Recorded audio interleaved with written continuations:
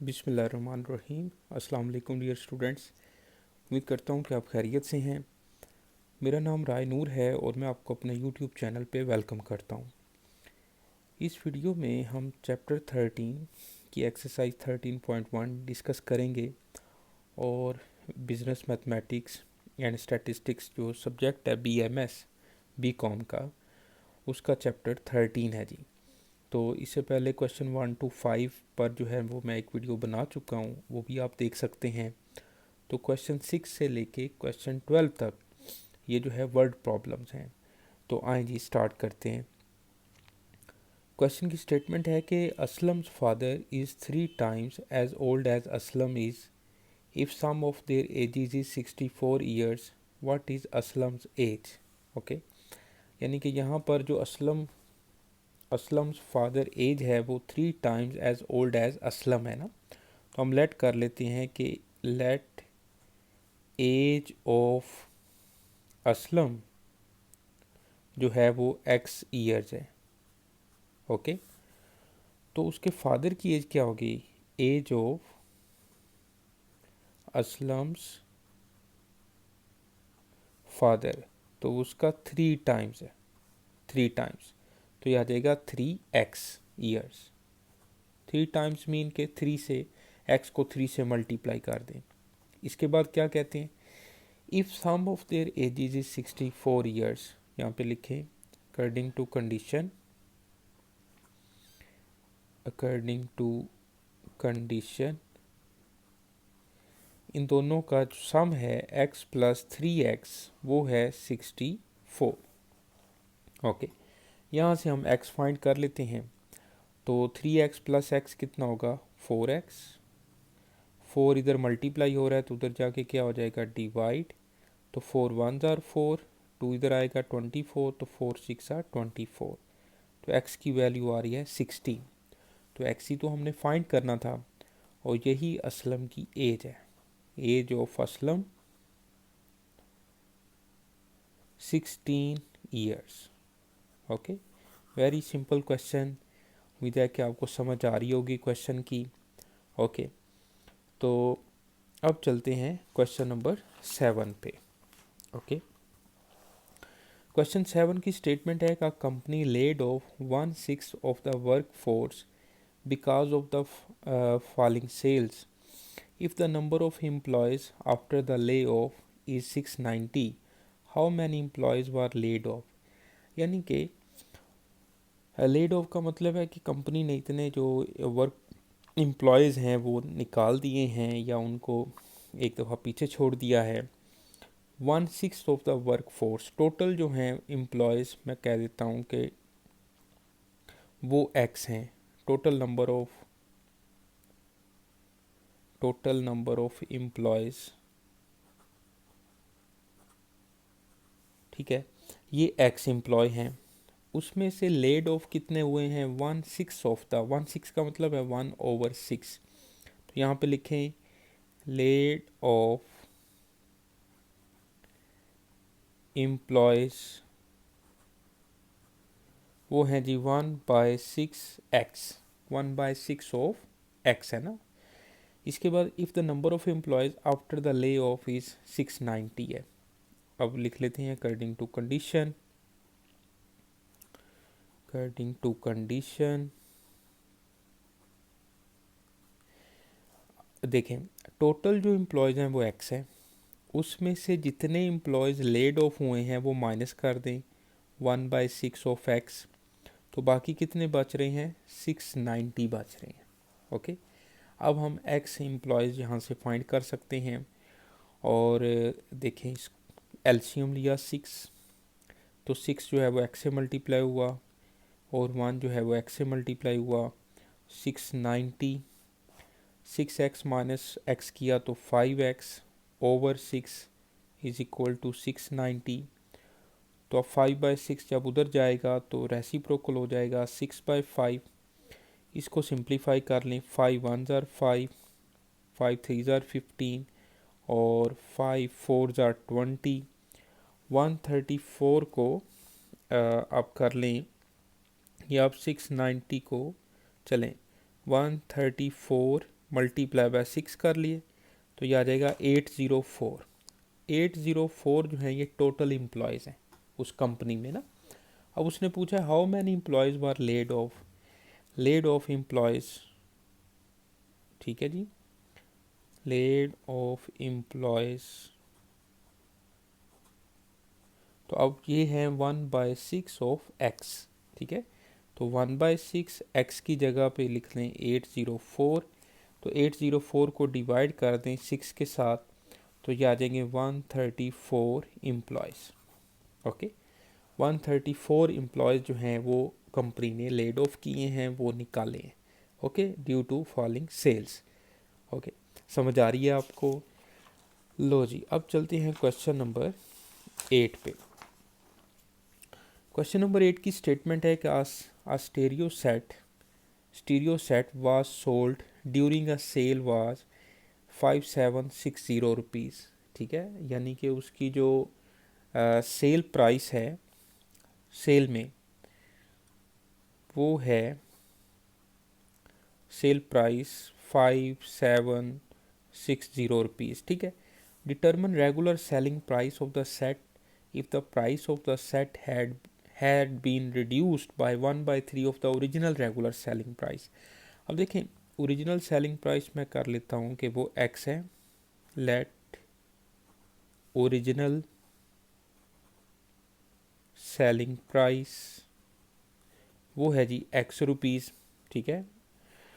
तो कितनी कम हो रही है, रिड्यूस कितनी हो रही है, 1/3 ऑफ x, ठीक है। तो इसकी कंडीशन कुछ इस तरह से बनेगी, अकॉर्डिंग टू कंडीशन इस टोटल सेलिंग प्राइस में से जब सेल हुई तो 1/3 ऑफ x रिड्यूस हो गया। रिड्यूस का मतलब है कम हो गई है। तो x माइनस 1/3 ऑफ x, तो बाकी कितनी सेल प्राइस बची, 5760। ये तो उसने प्राइस पे किया है ना, तो ये कम होने के बाद उसने प्राइस पे की है। ओके, अब यहाँ से हम x फाइंड करते हैं, एलसीएम लिया, ये आ जाएगा 3x minus x is equal to 5760। 3x minus x करें तो 2x/3 5760 और x इज इक्वल टू 5760। 2/3 उधर जाके 3/2 बन जाएगा। इसको हम सिंप्लीफाई कर लेते हैं। 5760 को मल्टीप्लाई किया 3 के साथ तो ये आ जाएगा 17280 और डिवाइड बाय 2 कर दें तो ये आ जाएगा 8640। 8640 जो है ये इसकी ओरिजिनल सेलिंग प्राइस आ गई है जी। Okay, original selling price. Okay, तो ये है जी 8640 रुपये, 8640 रुपीज़। ओके, समझ आ रही है आप लोगों को? कोई इशू हो तो आप लोग पूछ लीजिएगा। बिल्कुल ऐसे पढ़ा रहा हूँ जैसे हम क्लास में लेक्चर के दौरान पढ़ते हैं, सेम उसी पैटर्न पर हम चल रहे हैं, ठीक है जी। अब आ जाएं क्वेश्चन नंबर 9 पर। क्वेश्चन नंबर 9 क्या है कि a car was sold for 88,620 rupees including 5% sales tax. इसका जो है ना 5% सेल्स टैक्स शामिल है। How much the sales tax on the car, car पर सेल्स टैक्स कितना है ये हमने फाइंड करना है। तो मैं करता हूँ, सेल्स टैक्स तो 5% है लेकिन हमें टोटल जो उसकी एक्चुअल प्राइस है कार की उसका नहीं पता। ये जब वाज सोल्ड उसने ख़रीदी है इतने की तो इसमें सेल टैक्स शामिल था। ओके, तो मैं इस तरह से कर लेता हूँ कि लेट कर लेते हैं कि let actual price of the car, let actual price of car, ठीक है। ये नहीं है, कार है जी x रुपीज़। ओके, इसके बाद सेल्स टैक्स क्या है, सेल्स टैक्स है टोटल उसकी अमाउंट जो है x रुपीज़ का 5%। तो मैं इसको लिख सकता हूँ 5% ऑफ x, यानी कि 5% ऑफ x मीन मल्टीप्लाई और x। ओके, अब देखें सेल प्राइस जो है कार की, अब यहाँ पर लिखें अकॉर्डिंग टू कंडीशन या स्टेटमेंट, ओके। सेल प्राइस जो है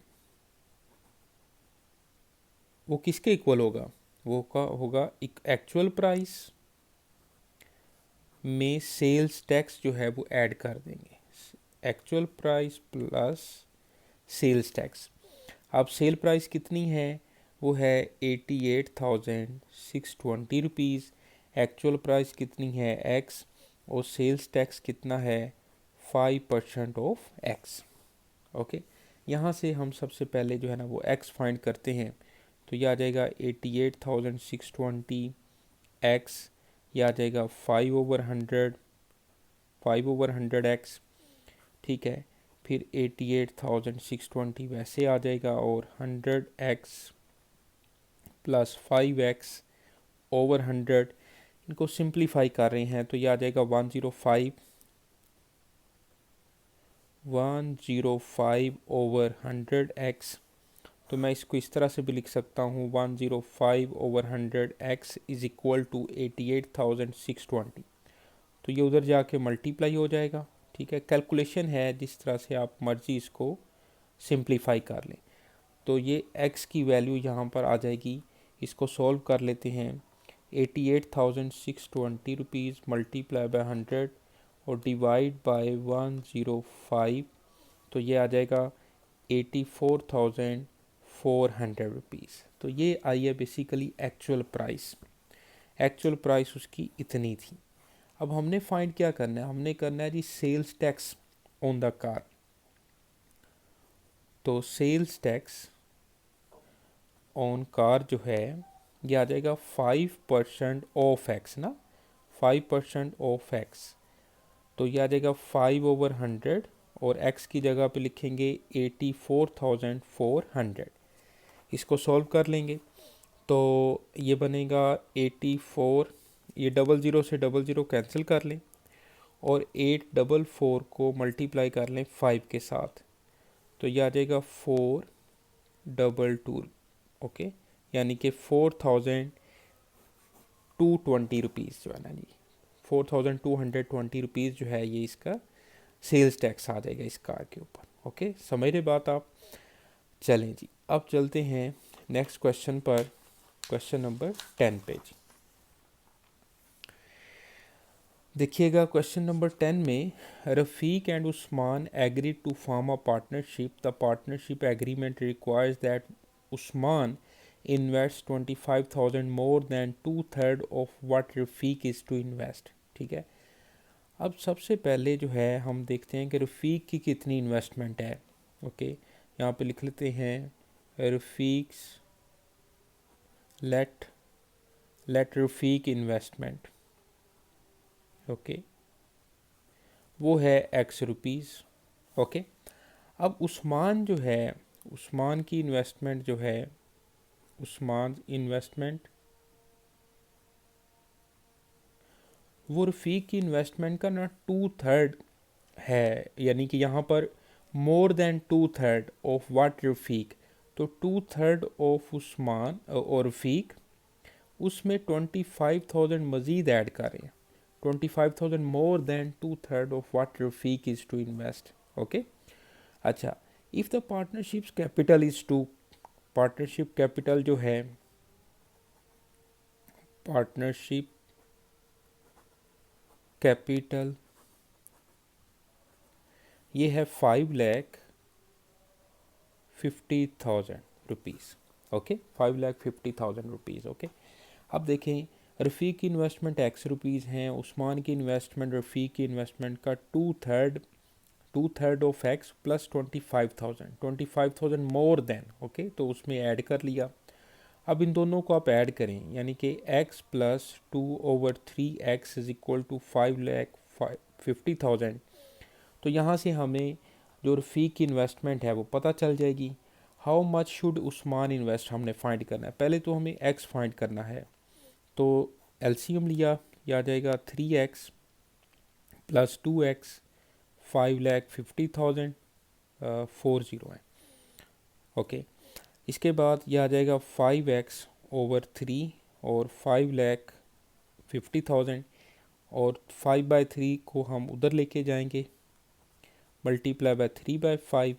इसको सॉल्व कर लेते हैं तो ये बन जाएगा 5,50,000 मल्टीप्लाई बाय 3 कर देंगे, डिवाइड बाय 5 कर दें तो ये बन जाता है 3,30,000। ये एक्स यानी कि ये रफ़ीक की इन्वेस्टमेंट है। तो अब उस्मान की इन्वेस्टमेंट कैसे फाइंड करेंगे, इसमें पुट कर देंगे एक्स की जगह पे 3,30,000। तो उस्मान इन्वेस्टमेंट यह आ जाएगा 2/3x प्लस 25,000। तो 2/3 इंटू 3,30,000 और प्लस 25,000। इसको सॉल्व कर लें तो 3,30,000 को मल्टीप्लाई करें 2 के साथ और डिवाइड कर दें 3 के साथ तो ये आ रहा है 2,20,000 प्लस 25,000 ऐड कर दें प्लस 25,000। तो ये जी उस्मान की जो इन्वेस्टमेंट है वो आ जाएगी 2,45,000। ओके, 2,45,000 ये आ जाएगी। ओके, तो इस तरह से ये आप क्वेश्चन कंप्लीट कर सकते हैं, समझ सकते हैं।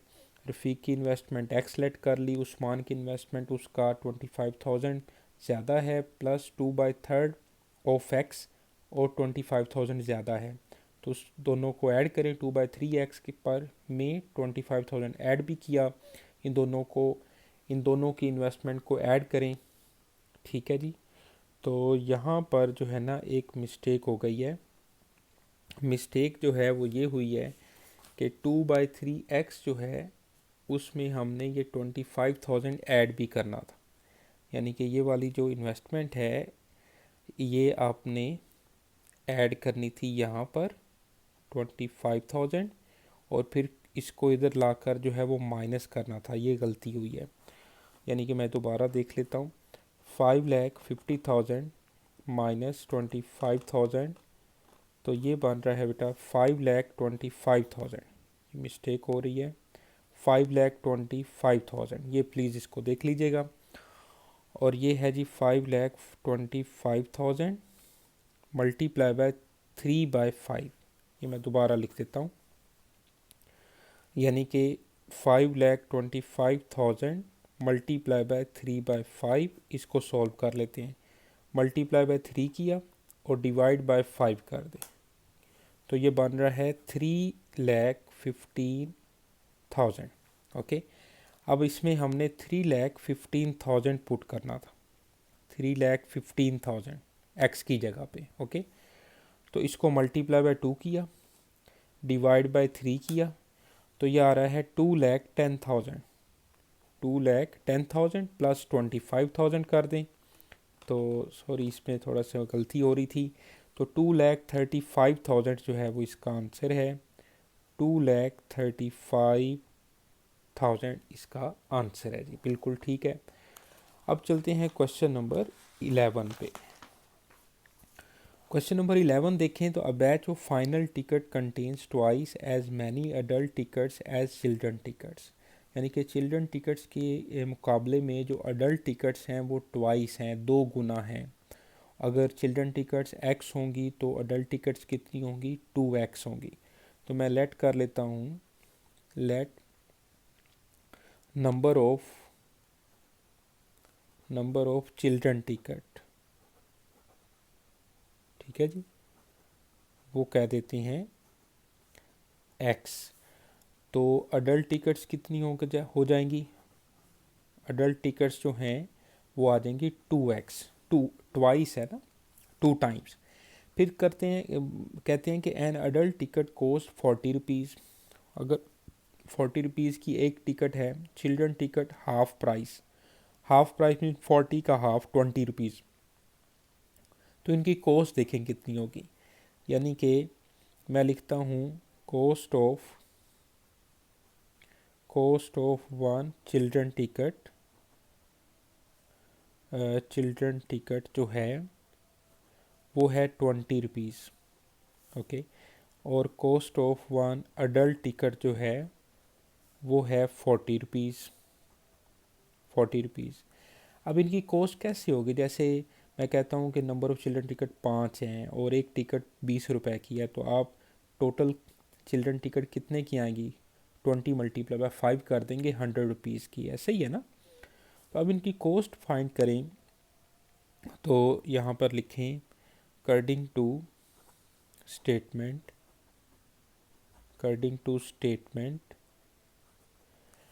अब आपने 20 जो चिल्ड्रन टिकट एक है ना वो 20 रुपए की है, 20 को नंबर ऑफ़ चिल्ड्रन टिकट से मल्टीप्लाई कर दें, यानी कि 20x प्लस फिर जो अडल्ट टिकट है एक वो 40 रुपीज़ की है, 40 को adult tickets number of adult ticket जो 2x हैं उससे मल्टीप्लाई करेंगे, तो ये अडल्ट टिकट्स के पैसे आ जाएंगे, ये चिल्ड्रन टिकट्स के पैसे आ जाएंगे। दोनों को ऐड करें तो दोनों जो उसने पे किए वो 2400 पे किए। ओके, 2400 जो है उसने टोटल पैसे पे किए हैं। और उसने पूछा क्या है, how many adult and children tickets war included in the batch. यहाँ से अब हम x फाइंड करते हैं, 20x प्लस 80x 2400, यह आ जाएगा 100x इज इक्वल टू 2400, 100 उधर जाके डिवाइड हो जाएगा, ठीक है, यह आ जाएगा 24। अब देखिए नंबर ऑफ़ चिल्ड्रन टिकट कितनी बन गई, कितनी फाइंड हुई? नंबर ऑफ़ चिल्ड्रन टिकट्स वो है जी 24 और नंबर ऑफ़ अडल्ट टिकट्स जो हैं वो है 2x, तो 2 मल्टीप्लाई बाय 24 तो 48 जो हैं वो अडल्ट टिकट्स आ जाएंगी। ओके, उम्मीद है कि आप साथ साथ हैं और बिल्कुल अच्छे से आपको समझ आ रही होगी। ठीक है, तो इस तरह से ये क्वेश्चन हमारा 11 कंप्लीट होता है जी। अब देखें क्वेश्चन नंबर 12। तो अ मोटरिस्ट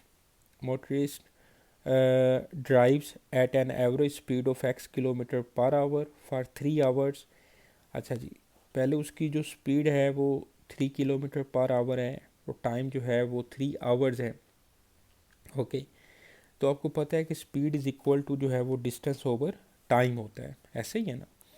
तो यहाँ पर आप पहले लिखें कि एवरेज स्पीड जो है, average speed for first 3 hours, पहले 3 घंटे के लिए जो उसकी स्पीड है वो x किलोमीटर पर आवर है। यहाँ पे लिखें average speed for first 3 hours, ये है हमारे पास x किलोमीटर पर आवर। अब जब speed is equal to distance over time होता है तो डिस्टेंस किसके इक्वल आ जाएगा? स्पीड मल्टीप्लाई बाय टाइम, ऐसे ही है ना, स्पीड मल्टीप्लाई बाय टाइम आ जाएगा। अब यहाँ पर आप लिखें डिस्टेंस कवर्ड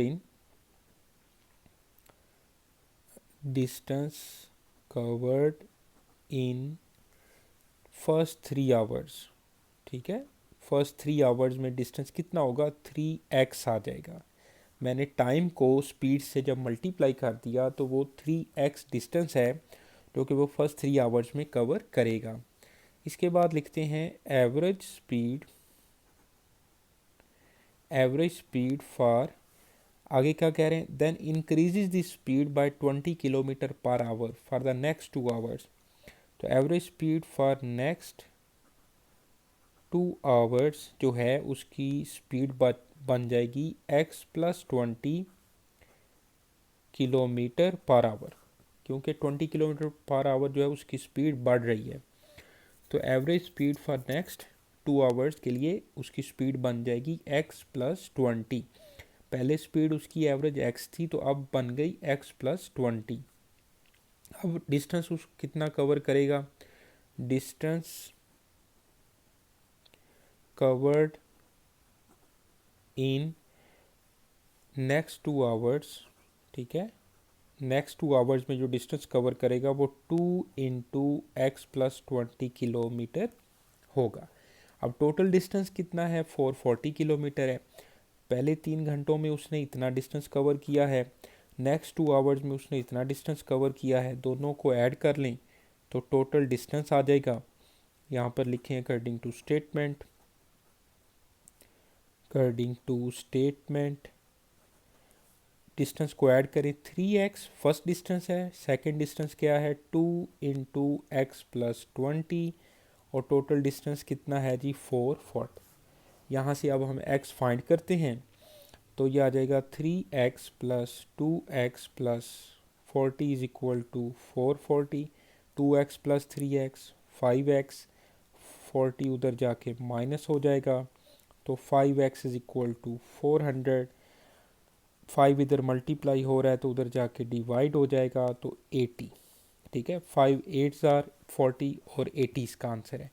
अब x की ही वैल्यू फाइंड करनी थी तो एवरेज स्पीड बेसिकली है x, तो x इक्वल आ गया 80 किलोमीटर पर आवर। ओके, तो x की वैल्यू ही हमने फाइंड करनी थी। तो इस तरह से ये हमारे क्वेश्चन 6 से लेके 12 तक जो है वो कंप्लीट होते हैं। वर्ड प्रॉब्लम्स हैं, ये बहुत इंपॉर्टेंट क्वेश्चन हैं BMS के लिए, तो इसको अच्छे से पढ़ें। आप कोई प्रॉब्लम होती है आप ज़रूर शेयर करें, पूछें। वीडियो अच्छी लगे तो कमेंट ज़रूर किया करें। तो नेक्स्ट वीडियो तक के लिए रायनूर को इजाज़त दें, अपना बहुत ख्याल रखें। अल्लाह हाफिज़ बेटा।